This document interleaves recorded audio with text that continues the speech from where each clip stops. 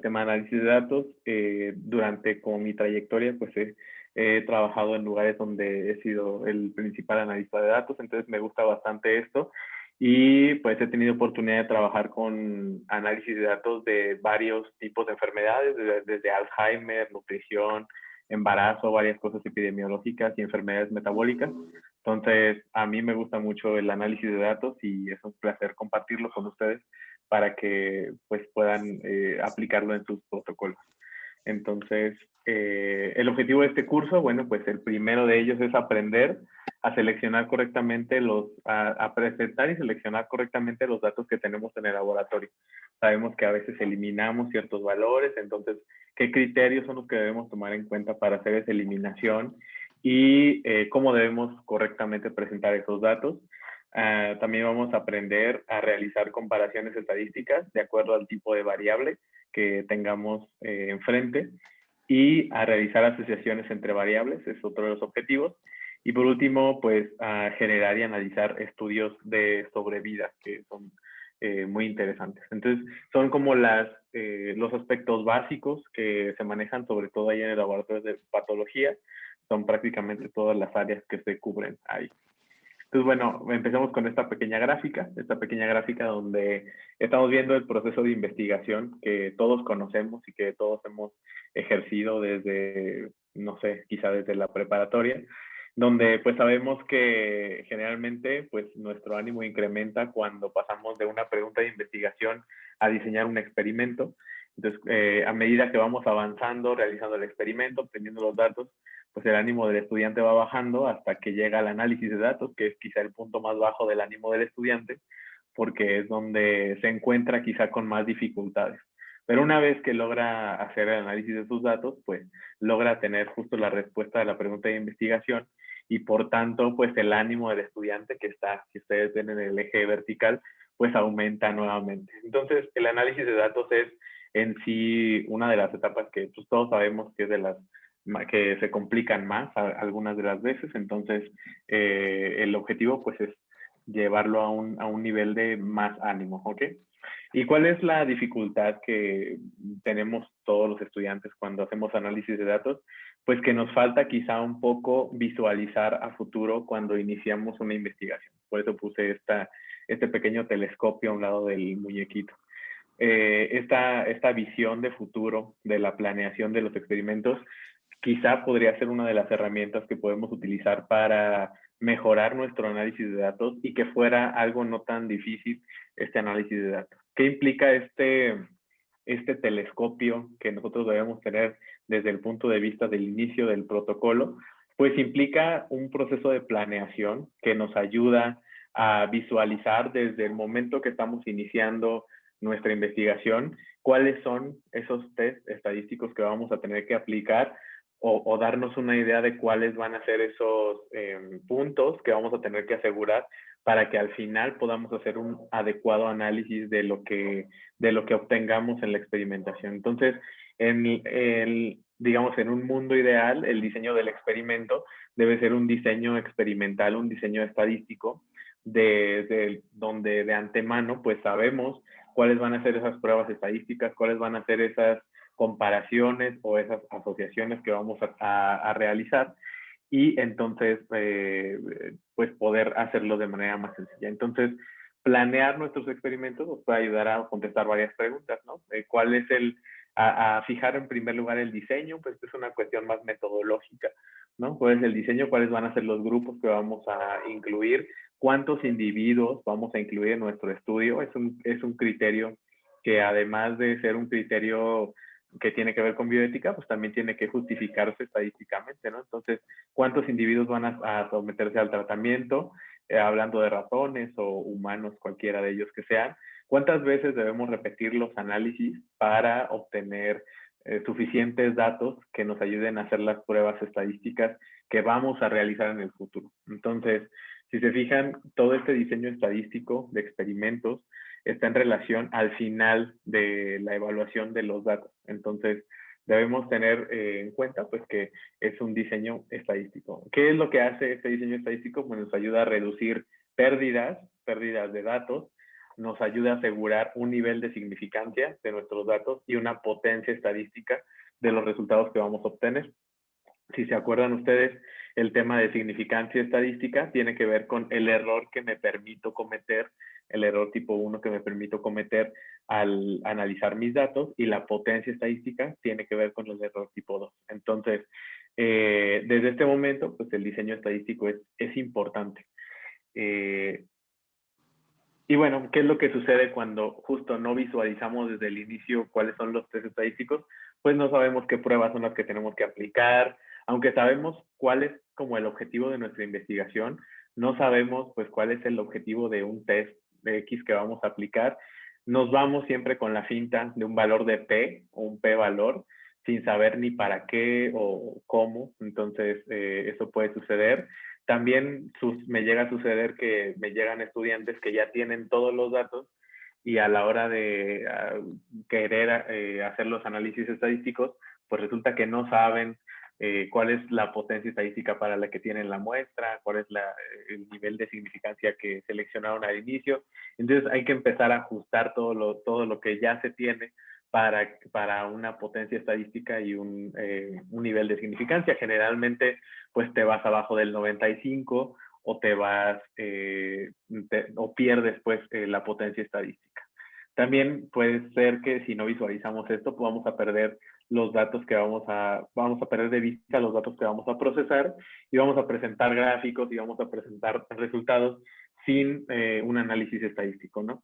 Finalmente, pues el mayor peligro de no planificar un experimento como debe ser es que no obtengamos resultados concluyentes o que no tengan la suficiente potencia estadística y significancia para que nosotros podamos hacerlo.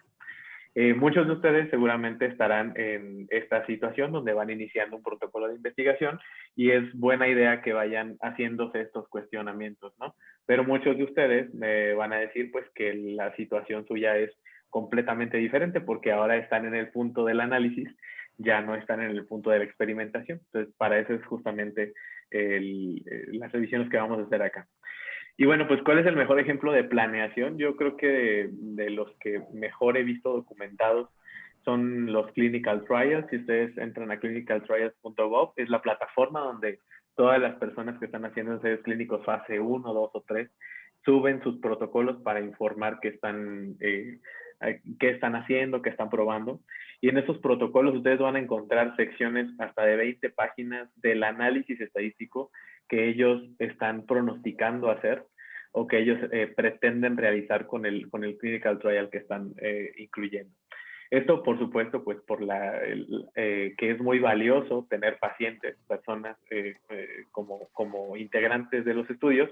Sin embargo, es un buen ejemplo de cómo nosotros, que a veces trabajamos con animales, que incluso a veces trabajamos con células, podemos hacer una planeación muy concreta de los análisis estadísticos. Por ahí pueden revisar cualquier clinical trial, seguramente encontrarán secciones amplísimas del análisis estadístico, que es, por supuesto, como lo mejor que podemos hacer.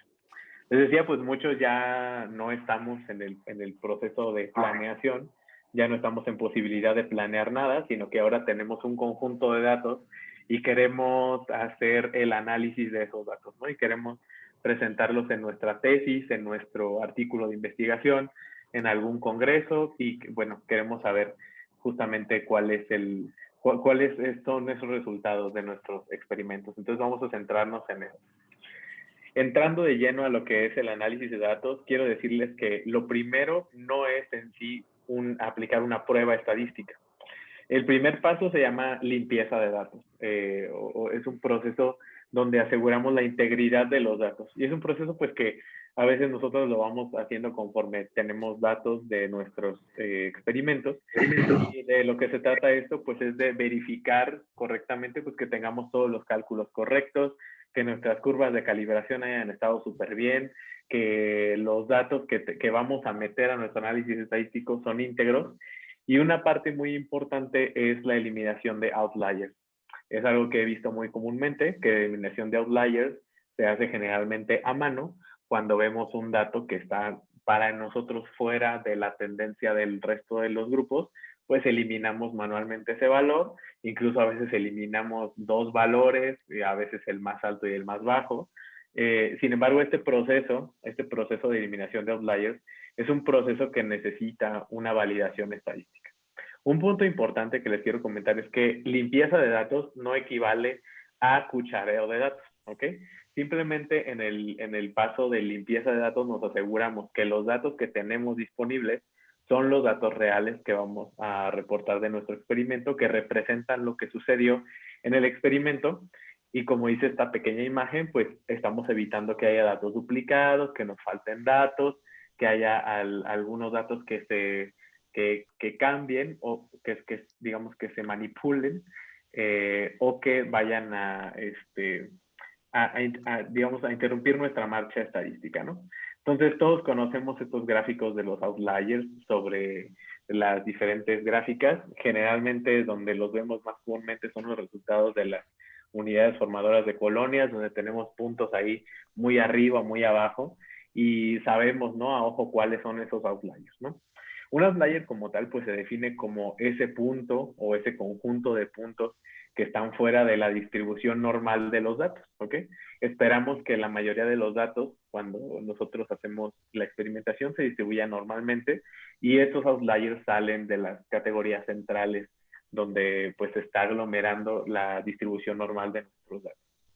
Hay una variedad pues, de test que podemos aplicar para saber cuáles datos realmente son outliers y cuáles no son outliers. El primer test es el test de Grob, es el de uso más extendido y es un test que a veces le llamamos el test de Q, porque justamente utiliza la letra Q como uno de sus indicadores. Y lo que hace es que este test de Grob ayuda a determinar cuándo un punto que nosotros tenemos en una gráfica es verdaderamente un outlier, tomando en cuenta un criterio sobre una tasa de falsos positivos, ¿ok? Prácticamente ningún test nos va a ayudar a eliminar con certeza del 100% los outliers verdaderos. Entonces tenemos que acudir a este tipo como de indicadores, ¿no?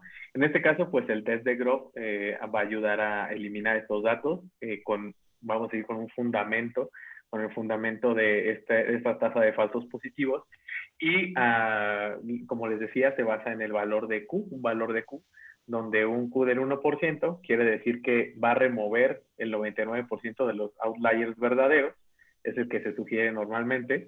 Un valor de Q de igual a 5% va a remover el 95% de los verdaderos outliers. Entonces, el objetivo de esto, pues es que no tengamos puntos tan fuera de nuestras gráficas y que no nos jalen, porque sabemos que las medidas de tendencia central son muy lábiles a outliers, o sea que jalan mucho la media, jalan mucho la desviación.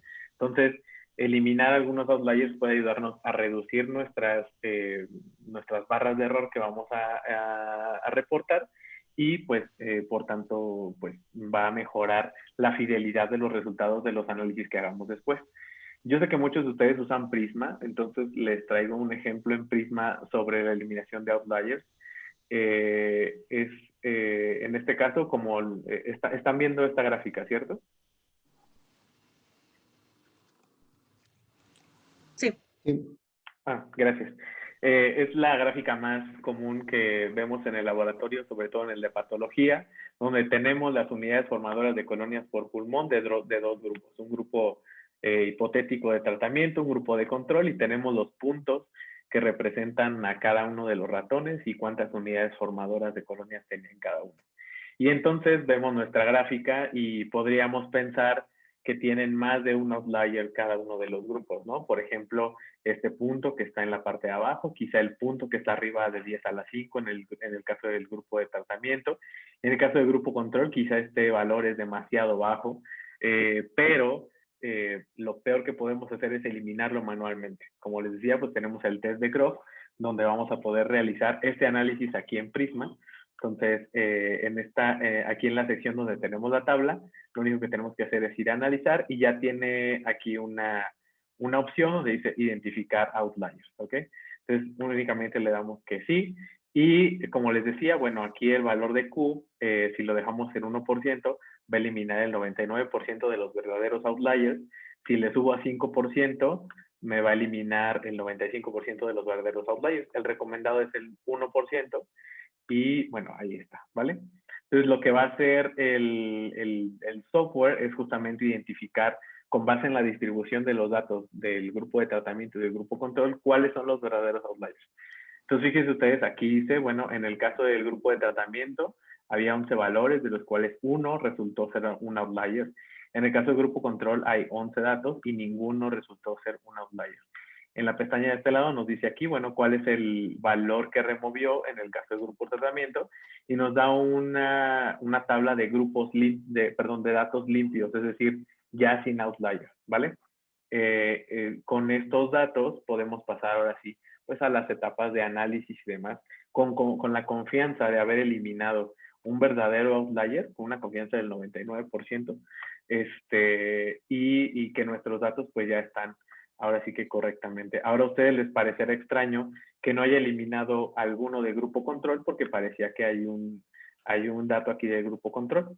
Sin embargo, fíjense ustedes que el análisis de Q está tomando como la distribución normal de los datos y analizando la distribución de los datos y la desviación que tienen, el valor que estaba aquí abajo no resultó ser un outlier. Entonces, el mejor criterio es el criterio estadístico para eliminación de outliers, donde tendremos pues una lista de los valores que ya, ahora sí, no son outliers. Mucho ojo porque la eliminación de outliers no es un proceso que debamos hacer después de analizar los datos. Ya que vimos que no nos dio la diferencia entre los grupos, pues nos regresamos a ver si hay outliers y los quitamos, pues ya, eso ya no se vale.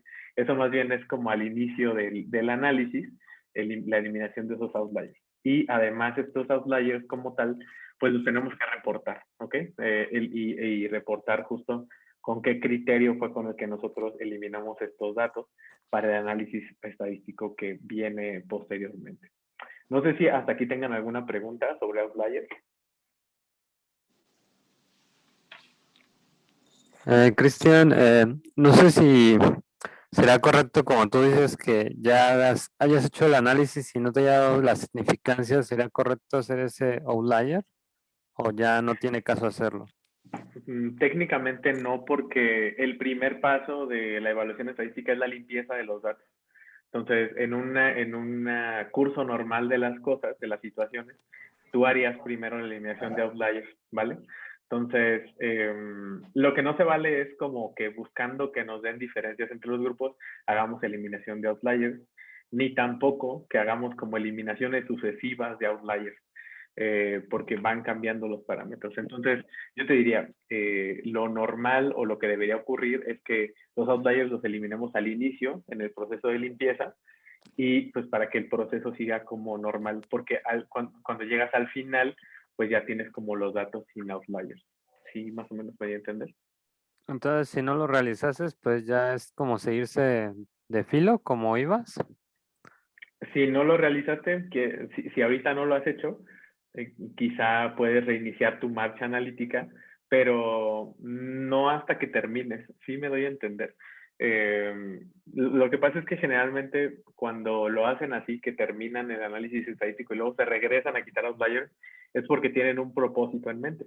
Y el propósito es que el p-valor les dé menor a 0,05. Entonces, lo ideal, ¿no? Lo ideal es que lo eliminen al inicio para que ustedes ciegamente, vamos a decir, con un proceso de ciego, pues estén metiendo los datos que no son outliers, ¿vale?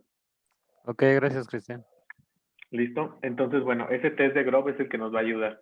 Ahora, les decía yo, siempre debemos eliminar los outliers detectados porque son los que nos van a desviar las medidas de tendencia central y las barras de error. Siempre tenemos que eliminarlos.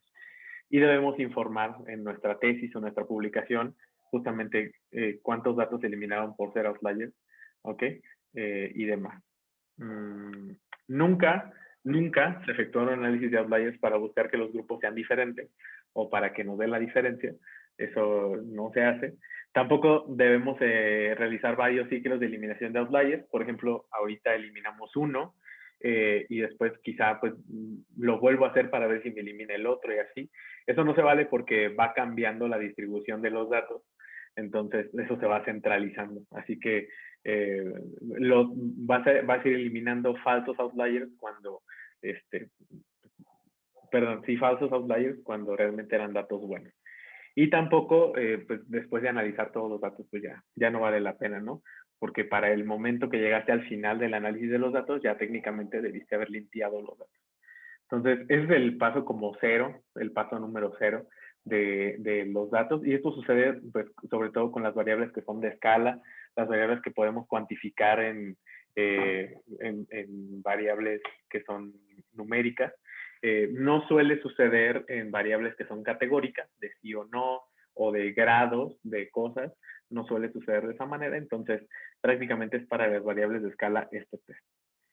Y bueno, una vez que tenemos limpios nuestros datos, que ya verificamos que nuestros datos realmente son pues, los buenos, que no hay outliers que nos vayan a meter ruido en nuestros análisis, es el momento de pasar a la elección de una prueba estadística, ¿ok? La elección de una prueba estadística teóricamente debería ser algo premeditado, ¿ok? Que ya deberíamos tener en mente, pero si no lo tenemos, hay varios criterios que vamos a tomar en cuenta para realizarlo, ¿vale? En primer lugar, tenemos que tener en cuenta el tipo de estudio que estamos realizando. Y esto es como heredado de las áreas clínicas, donde sí hacen mucha diferencia entre los ensayos transversales y longitudinales. La diferencia entre estos pues va a ser cuántas veces tomamos la medida de cada individuo que está incluido en nuestra muestra. En el caso de los estudios transversales, en un momento determinado tomamos muestra de un grupo de individuos y en otro momento determinado, pues, de otros individuos, ¿vale? En un ensayo longitudinal, lo que pasa es que a los mismos individuos, que pueden ser ratones, células, humanos, le hacemos varias tomas de muestra, pero a diferentes tiempos y a las mismas personas. Entonces, en general en los laboratorios, pues el tipo de estudios que estamos realizando, pues son estudios transversales, donde vamos utilizando diferentes individuos para ver la variable de desenlace en cada punto, ¿no? Como cuando sacrificamos ratones a 2, a 4 meses después de la infección, pues estamos hablando de un estudio transversal. En el caso, por ejemplo, de los ratones que están infectados latentemente, donde vamos siguiendo en los mismos animales la expresión de ciertos genes, pues estamos hablando de un estudio longitudinal, ¿ok? Entonces, ¿por qué es importante diferenciar entre el tipo de estudio? Porque dependiendo de ese tipo de estudio habrá una batería específica de pruebas estadísticas a seleccionar. Hay varios pasos, ¿no? Que después de saber qué tipo de estudio tenemos son los que debemos realizar, ¿ok? Y el primero de ellos es identificar el objetivo de nuestro análisis, ¿vale? ¿Cuál es el objetivo que perseguimos con este análisis? Y en general hay tres tipos de objetivos: describir un fenómeno, comparar entre dos situaciones, pueden ser dos tratamientos, dos grupos, cualquiera condiciones, asociar una variable con otra, son los objetivos más comunes de análisis, ¿ok? Entonces, debemos tener muy presente ese objetivo. En segundo lugar, debemos identificar cuáles son las variables que están interviniendo en el análisis que voy a realizar, ¿ok? Voy a poner UFC por tiempo, voy a poner grados de necrosis por tiempo, por grupo. ¿Qué tipo de variables son las que están interviniendo? ¿Son variables de escala o numéricas? ¿O son variables que son nominales u ordinales? Es muy importante identificar esto para elegir una prueba estadística.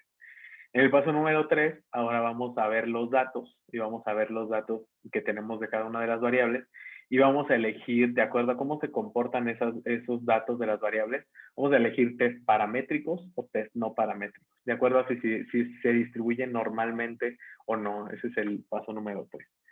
El paso número 4, pues, es hacer las pruebas, ¿no? Ejecutar las pruebas estadísticas que se seleccionan, determinar cuáles son las características en el caso de la descripción, determinar si hay diferencias entre los grupos, si el objetivo ha sido comparar, o determinar el grado de asociación si el objetivo ha sido asociar. Y por último, lo que yo llamo el Research Insights, que son como estas conclusiones más allá del estadísticamente diferente o estadísticamente significativo, como dicen muchas personas, más allá de ese p-valor, más allá de esa significancia estadística, cuál es el insight, cuál es el dato detrás de lo que estamos investigando. Entonces, con estos pasos son los que podemos desde seleccionar una prueba estadística hasta obtener un insight de nuestros datos que tenemos de laboratorio. Entonces, les decía yo que el primer paso acá pues es saber cuál es el objetivo del análisis, ¿no? Quiero describir una variable, quiero comparar cómo se comporta una variable entre dos o más grupos, o quiero asociar cómo se comporta una variable frente a otra, ¿ok? Ejemplos de descripciones: determinar la cinética de crecimiento de una cepa mutante, es una descripción. Describir la prevalencia de una infección latente entre ratones infectados con 10 unidades formadoras de colonias. O describir la producción de una citocina en un cultivo de macrófagos post-estimulación. En estos casos descriptivos no tengo un grupo de comparación, no tengo un grupo que vaya yo a contrastar, por tanto, pues se queda en el objetivo de describir. En el objetivo de comparar, siempre tenemos un grupo comparador, que puede ser un grupo control, un grupo de referencia, y contra ese grupo vamos a comparar, por ejemplo, la eficacia de un tratamiento de un grupo con tratamiento o sin tratamiento, el tiempo de sobrevida de un grupo vacunado contra otro grupo que no está vacunado, o, por ejemplo, la producción de anticuerpos contra una micobacteria entre grupos de ratones que están vacunados con diferentes vacunas, pueden ser 3 o más vacunas. Entonces, el objetivo ahí es comparar cada una de estas variables. Y por último, el objetivo de asociar. Para asociar, pues bueno, generalmente queremos saber si una variable afecta o no afecta a otra. Por ejemplo, si la carga bacilar está relacionada con la expresión de ciertos genes, o si el daño pulmonar está asociado con la presencia o ausencia de cierta molécula clave, o si los niveles de un metabolito están relacionados con los niveles de otro metabolito. Ese es un objetivo de asociación. Entonces, debemos tener muy claro, y eso es sencillo porque cuando uno empieza como a hacer sus protocolos y todo eso, pues tiene sus objetivos bien claros. Entonces, simplemente identificar en qué categoría está esto. ¿Por qué? Porque pues vamos a tener diferentes salidas, ¿no? Si estamos hablando de un objetivo descriptivo, pues estaremos hablando de que únicamente tendremos que utilizar las tradicionales medidas de tendencia central, media, mediana, moda, dependiendo de cuál sea la medida, y las medidas de distribución o de desviación correspondientes, y presentarlas en gráficos simplemente como una descripción. En el caso de los objetivos de comparar y asociar, es ahí donde entramos como en turbulencias, porque ahí es donde hay varios criterios a tomar en cuenta. En el caso de las comparaciones, pues, ¿qué vamos a comparar, no? Podemos comparar medias, podemos comparar frecuencias, y para cada uno de esos tipos hay diferentes pruebas estadísticas. Para asociar variables, para asociar dos variables categóricas, por ejemplo, ahí asociar la expresión de un gen 1 contra un gen 2, pues utilizaremos un test de asociación de variables categóricas. Para asociar, por ejemplo, la expresión de un gen o no contra diferentes valores de unidades formadoras de colonias, utilizaremos un test de variables no paramétricos de asociación. Y para asociar dos variables de escala, por ejemplo, unidades formadoras de colonias y área neumónica en pulmón, un test de regresión lineal, por ejemplo. Entonces, en estos objetivos de comparación y asociación son los más frecuentes en el laboratorio de investigación, y son los que vamos a profundizar un poco más durante las sesiones siguientes. Nada más como recordatorio, les decía yo pues que hay que identificar cuáles son las variables que van a intervenir en ese análisis, ¿ok? De qué tipo de variables son las que tengo enfrente, porque dependiendo de qué tipo de variables son, pues será el análisis que tengo que hacer. Y eso no es mucho problema en el laboratorio de investigación, porque la mayoría serán de escala. Algunas pocas serán ordinales, pero por ejemplo en los ensayos clínicos habrá muchas categorías o muchas variables ordinales, ¿no? Es importante que las tengamos en cuenta. Variables de escala, de manera muy rápida, cualquier variable que puede tomar un valor de 0 a infinito, cualquier valor, 1.5, 5.2, 2.22. Ejemplos de estas variables de escala, por ejemplo, la carga bacilar en pulmón, las unidades formadoras, el porcentaje de linfocitos en un pulmón, o el porcentaje de área neumónica en una evaluación histológica. Pueden tomar cualquier valor. En el caso de las variables categóricas nominales, son aquellas que forman grupos, pero estar en un grupo u otro no implica un orden entre ellos. Por ejemplo, la expresión de un gen puede ser sí o no, pero no es más uno que otro. La presencia de bacterias, sí o no, o la formación de granulomas que observamos en el analizador, sí o no, pues son categorías nominales que no implican un orden. Sin embargo, las variables categóricas ordinales, ahí sí implica un orden estar en uno u otro grupo, ¿ok? Por ejemplo, la carga vacilar, que si se fijan era una variable de escala en el primer ejemplo, la podemos convertir en una variable ordinal hablando de carga baja, media o alta. Son 3 categorías y estar en la media implica tener más carga que en la baja y menos que en la alta y así sucesivamente. Una dosis de una vacuna aplicada puede ser baja, media o alta también. O he visto últimamente mucho las evaluaciones patológicas con grados, por ejemplo, grado de necrosis, 1, 2, 3 o 4, y implica un orden de esto. Entonces, es muy importante que siempre identifiquemos cuáles son las variables y de qué naturaleza son, porque realmente con eso vamos a tener prácticamente el 80% de la identidad de las pruebas estadísticas que vamos a utilizar, ¿vale? Ejemplo, aquí hay un ejemplo muy común para todos nosotros, que estamos en el laboratorio de patología, pues es un test o es un ensayo donde se pretende estudiar la aplicación de un compuesto contra la tuberculosis. Entonces hay 2 grupos de ratones, los 2 grupos se infectan, a un grupo se le da tratamiento, a otro no, se sacrifican 2 y 4 meses después de la infección, y aquí dice que se evalúa carga bacilar, área en pulmón y vaso, área neumónica, se determina si existe o no expresión de un grupo de genes X, ¿ok? Entonces cualquiera, un grupo de genes X, ¿no? Entonces, nosotros diríamos que este es un estudio transversal porque estamos utilizando diferentes ratones en cada etapa. El número de grupos, tenemos 2 grupos, tenemos un grupo control y un grupo de tratamiento.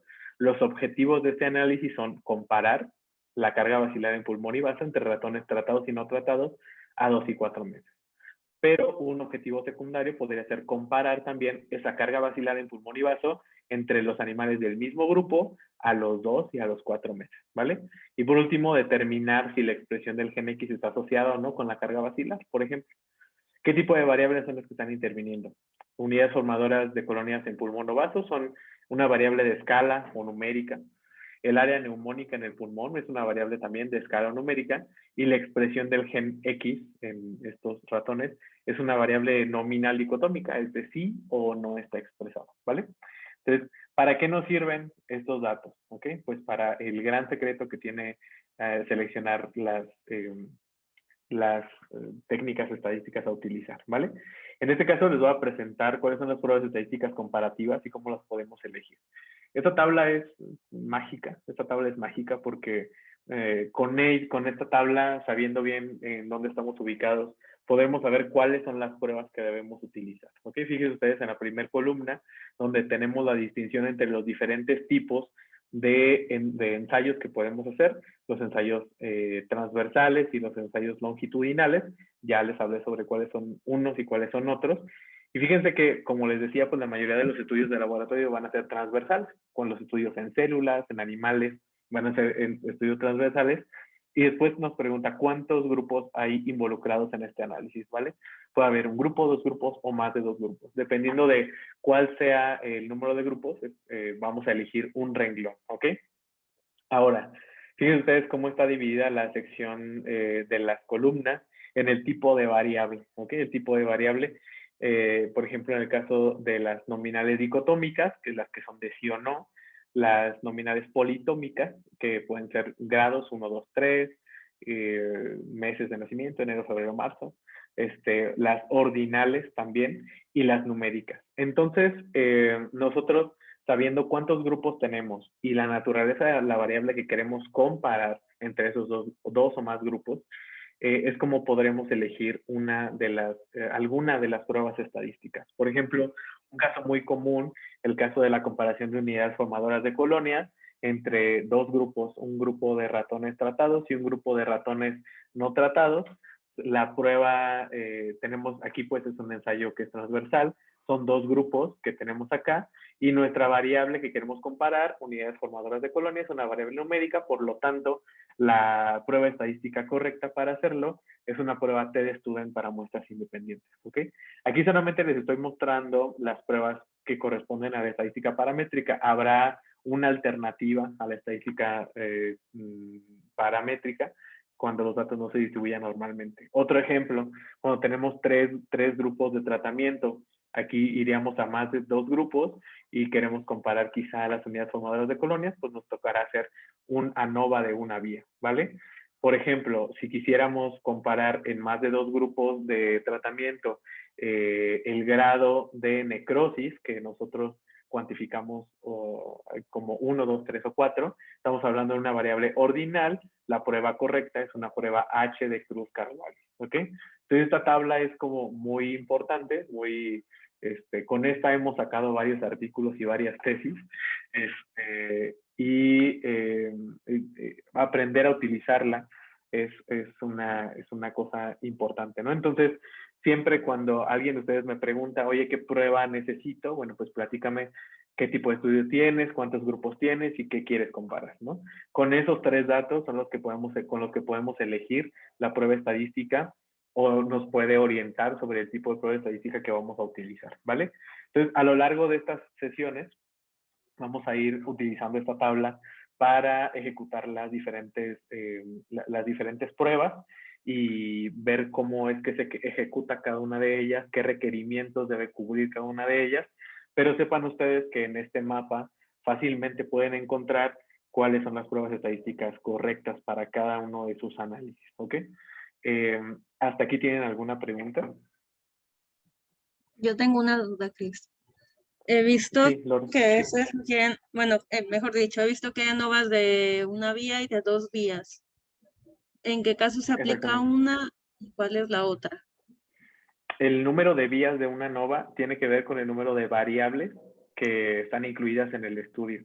Por ejemplo, ahorita te platiqué de un estudio rápido, fácil, donde tienes 2 grupos de tratamiento y tienes una variable de salida, es una vía, unidades formadoras de colonias. Pero Ajá. quizá estás incluyendo, además de 2 grupos de tratamiento, estás incluyendo 2 dosis del tratamiento. Entonces, tienes 2 variables ahí que van a mover la variable final. Entonces, ahí vas a hacer un análisis de 2 vías. Y hay análisis multivías hasta de 4, de 6, de diseños experimentales, donde tú vas a combinar diferentes variables para generar condiciones experimentales específicas y medir en cada una de ellas. Esto casi no se aplica, por ejemplo, en los estudios con animales, porque como que se prefiere utilizar una variable a la vez. O sea, pruebas una cosa a la vez.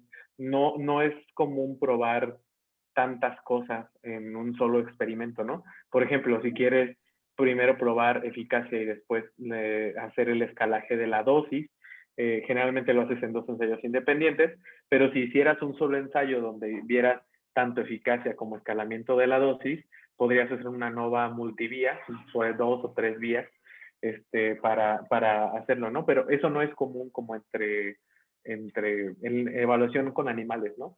Quizás es Como más en los común, por primeros ensayos. ejemplo, en células o en ensayos donde hay células. Por ejemplo, en la maestría yo hice un ensayo donde infectaba macrófagos. Y el objetivo de infectar esos macrófagos era ver si combinando diferentes cepas que tienen diferentes genotipos de BCG, pues producía respuestas distintas en los macrófagos, ¿no? Liberación de citocinas y demás. Ahí yo agregué, por ejemplo, 3 niveles, 3 diferentes dosis de una cepa, 3 de otra, de manera que al final yo tenía un diseño de 9, de 9 posibles, de 9 por 9 posibles combinaciones, y ahí tuve que hacer una ANOVA de varios estratos para ver las condiciones, pero digo, este es un ensayo in vitro, donde pues está la facilidad de hacer varios grupos y varias combinaciones, combinar condiciones, vamos a decirlo. Yo lo resumiría así: la diferencia entre una ANOVA de una vía y de 2 y 3 es que en los de 2 y 3 hay más de una condición que vas a probar. En el de una vía es una condición que es la que difiere entre los dos. Como dices, si hay un efecto, no sé, mejor o no, o diferente a otro, ¿no? Pero sin lo que se le Exactamente. llama niveles, ¿no? O sea, ponerle diferentes, por ejemplo, concentraciones del fármaco serían niveles, ¿verdad? De la variable. Exactamente, son niveles de la Ok. variable, y eso, te digo, eso casi no se usa en experimentación con animales. Eso es más como en células o otro tipo de aplicación. ¿Listo? Va. Gracias, Cris. ¿Más preguntas?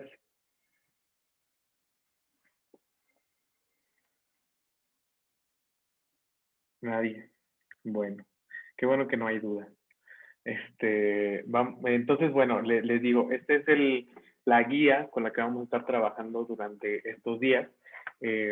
Y ya por último, lo agregué hasta el final porque dije, no sé si me va a alcanzar el tiempo, acotar algunas cosas sobre presentación de datos, es algo que también les incluí en el temario.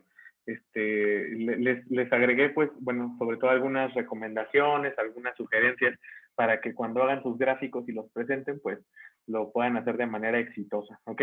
Entonces, cosas básicas, ¿no? Pues los ejes deben estar siempre marcados, tanto el eje vertical como el horizontal. Las escalas deben ser adecuadas para que podamos visualizar los valores de cada una de las variables.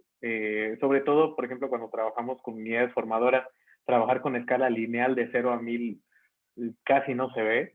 Se prefieren escalas logarítmicas o otro tipo de escalas. Las posiciones de nuestros datos deben ser adecuadas, ¿ok? Y constantes. ¿Cuál es el grupo comparador? El primero que va a aparecer y sucesivamente cuáles van a ser las condiciones que van a ir apareciendo. Agregar indicaciones y etiquetas para todo lo que se deba saber sobre el gráfico, ¿ok? Sobre todo también hay que diferenciar mucho el uso de gráficos de barras contra gráficos de puntos. Los gráficos de barras se utilizan para variables acumuladas, ¿ok? Que se acumulan en el tiempo o que se acumulan después de un experimento, o cuando calculamos o reportamos índices o cosas que recalculamos, tasas de algo, lo graficamos en gráficos de barras. Gráficos de puntos para valores que no son acumulados, que pueden cambiar en el tiempo o que pueden tener cierta estabilidad, y para cuando queremos reportar también datos de animales individualmente. Entonces, ejemplos aquí, les puse pues curvas de peso. Aquí fíjense ustedes, estoy reportando el peso de diferentes grupos de animales, y fíjense ustedes cómo lo estoy graficando como una serie de puntos, ¿ok? ¿Por qué no lo grafico como barras? Porque el peso no se acumula todos los días. O sea, no es como que hoy va a acumular 20 gramos y mañana va a acumular 25 gramos, sino que cada día va cambiando la variable y por tanto la representación correcta es una serie de puntos que identifiquen al grupo, ¿ok? Tiene las indicaciones sobre quizá algunos datos experimentales, utiliza colores y demás, ¿no? Sin embargo, fíjense ustedes cómo en el mismo artículo reportamos diferencias de peso, ¿ok? Es una diferencia de peso entre un punto quizá aquí contra otro punto quizá más acá, y lo representamos como una diferencia de pesos. Y es que la diferencia de pesos sí se acumula, es una variable que se acumula, y por tanto la representación correcta es una gráfica de barras, ¿ok? Hay que tener muy en cuenta eso también. La siguiente, bueno, cuando reportamos datos de animales, y últimamente se está poniendo de moda que también en los datos in vitro, no sé por qué, reportamos siempre con puntos para poder visualizar cada uno de los datos de cada uno de los individuos que estuvo involucrado, ¿no? Las barras no son como tan indicativas de cómo estuvo cada uno de los animales, y representarlo con puntos es una de las formas de saber cada animal, como qué tanta variación hubo con los animales, ¿ok? Es una de los consejos que les doy. Otra, bueno, pues que en el caso, por ejemplo, de los porcentajes, cuando no podemos representarlos en gráficos de pastel porque quedan muy pequeños o son demasiado grandes, lo ideal es justamente hacerlo con los mismos puntos, hablando de los animales, y agregar las barras de la desviación. Fíjense ustedes que, por ejemplo, en la gráfica de la izquierda no tiene barras de desviación, en la de la derecha sí tiene. Es un apoyo visual el de la gráfica de la derecha. Como el de la izquierda no hay tanta variación, pues no es necesario. Y fíjense ustedes cómo en esta otra variable, eso es un cociente entre dos tipos de células, es decir, dividimos las proporciones de cada uno de ellos, y entonces están como gráficos de barras, que son cocientes. Por último, esta otra, bueno, igual, fíjense ustedes cómo está representado con puntos cada uno de los animales, es lo ideal para ver siempre cómo están distribuidos. Y fíjense ustedes qué interesante es este gráfico porque fíjense ustedes que hay diferentes grupos de vacunación, hay 4 y 6 meses, Y quizá otra forma de haber arreglado la gráfica era poniendo primero todos los grupos de los 4 meses y después todos los grupos de los 6 meses. Sin embargo, si los pusiéramos de esa manera no veríamos nada, ¿verdad? Aquí el acomodo de los gráficos tiene que ver con lo que se quiere comunicar, ¿ok? Lo que se quiere comunicar acá es que en los diferentes grupos que no son mi cepa mutante, las UFCs aumentan entre 4 y 6 meses y en la mutante no. Entonces, siempre los gráficos deben hablar y deben dar la idea de lo que queremos comunicar, a pesar de que se pueda representar de un modo o de otro, siempre debemos elegir el más conveniente. Siempre debemos agregar los barras de desviación. No podemos tener curvas de crecimiento ni ningún tipo de datos sin barras de desviación en reportados, porque no sabemos pues hasta dónde va a estar la variación. Y en el caso, por ejemplo, de las curvas de sobrevida, que siempre se cruzan, pues utilizar más que escalas de colores, utilizar los diferentes formas geométricas que se puedan utilizar, pero que sean claras y que sean evidentes para el lector. Entonces, yo creo que aquí no le agregué mucho sobre el uso de gráficas, creo que todo el mundo tiene ideas sobre cómo usar las gráficas y nada más ahí terminar con eso. Entonces, les decía que qué bueno que no hay dudas porque les voy a mandar una pequeña autoevaluación donde van a ustedes a autoevaluarse sobre lo que estuvimos viendo el día de hoy. Les recuerdo que esta presentación va a estar disponible en línea, va a estar un link, por ahí se los voy a pasar en el grupo, y van a poder consultarla tantas veces ustedes lo necesiten, ¿ok? Entonces, esta sección fue la introductoria. La próxima semana vamos a hablar acerca de los análisis de TED Student, vamos a hablar de los ANOVA brevemente, de los Zuckerman-Whitney, vamos a hablar sobre cosas un poco más aplicadas. Y vamos a estar utilizando el software de PRISM, que es el que la mayoría de ustedes conoce y utiliza. Hay otro software, está el SPSS, está el Minitab, está el R. Sin embargo, creo que la mayoría tiene buen dominio del PRISM. Y la ventaja de este software es que da muy bonitas imágenes para los artículos. Entonces, vamos a estar trabajando con ese. Ojalá que ustedes lo tengan por ahí. Y bueno, si tienen cualquier duda, pues pueden externarla en este momento. A mí sí me gustaría hacer una, Cristian. Sí, adelante, Raúl. Sí, me quería esperar un poco para ver si lo mencionabas un poco más adelante, pero con esta cuestión de los outliners, ¿qué tanto conviene evaluar antes la homoscedasticidad y este tipo de cuestiones para ver si se comportan los datos de manera normal, si tienen una distribución normal? Eso lo vas a hacer hasta en la preparación de la NOVA, ¿ok? El análisis de muestracidad, el análisis de normalidad, son análisis preparativos de una NOVA. El test de Q que mostramos para eliminación de outliers es independiente de la desviación que tengan los datos, de la dispersión que tengan los datos. Entonces, en este caso, digamos, no se contrapone hacer primero el análisis de Q y después cuando ya elijamos la prueba de ANOVA, hacer los dos análisis para ver si hay homogeneidad de varianzas y normalidad de los datos. No hay problema. Ok, gracias. Otra duda sería, bueno, si nadie más quiere hacer otra pregunta. No, adelante. Solo vamos a trabajar ahorita con pruebas paramétricas y las no paramétricas no las vamos a tomar mucho en consideración. Vamos a trabajar las dos. Vamos a ver los casos de prueba paramétrica y de prueba no paramétrica cuando tengamos, cuando llegue el momento, ¿no? De hacer ANOVA o TED Student, que va a ser de lo primero. Vamos a trabajar con la alternativa paramétrica y la alternativa no paramétrica, para que a todos les quede claro sobre que son como van hacia al mismo lado, pero son diferentes testos, ¿vale? Ok, entonces cuando lleguemos a ANOVA te pregunto más la pregunta que sea más certera. Órale, sí, me parece muy bien para ir gracias. avanzando todo, ¿ok? Gracias. ¿Alguna otra pregunta? Hola, Cris, es que yo también tenía esa duda. Yo realmente Hola, no Milena. entiendo la diferencia, o sea, no sé muy bien cómo definen paramétrico y no paramétrico. No sé si eso lo vamos a ver más adelante. Vamos a llegar a eso, sí, sí, vamos a llegar a eso. En la siguiente sesión vamos a hacer la primera distinción entre paramétricos y no paramétricos. Así que no se preocupen.